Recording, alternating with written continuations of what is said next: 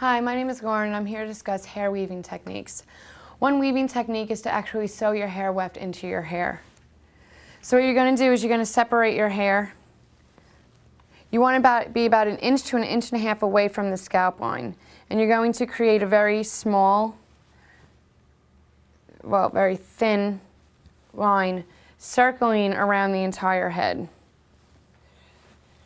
That way you can sew your entire hair weft into it. You're going to section the hair, leaving this section out, avoiding any other section. You want it to be a pretty crisp line.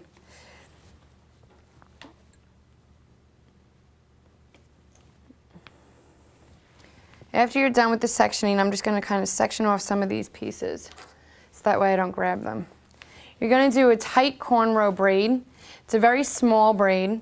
You're going to split the hair into 3 sections, and then going underneath each section, you're going to braid the hair back.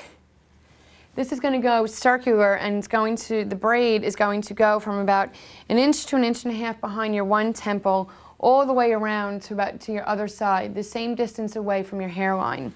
You do 3 rows of those. You're then, after you finish your cornrow braid, you're then going to take your hair wefts that will look like this, and there'll be pieces that have hair attached to them, and you're actually going to use a needle and thread and sew them into your hair weft or into your cornrow. The cornrow is a very tight braid, so therefore you may feel as if you have a bit of a headache after you sew everything in.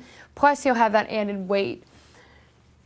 This is one way that you can actually weave hair into yours and get a little bit more of an extension or a little bit more hair. Another way that we can do it is by actually doing a box braid. And now this is more or less for a braided hairstyle. You can separate your hair into little sections. You can take other human hair, wrap it around the little section that you've made.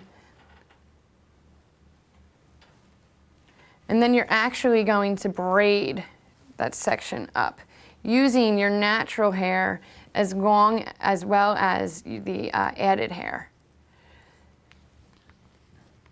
Now I'm using blonde just to really show you the difference in the actual hair colors and the way it would look.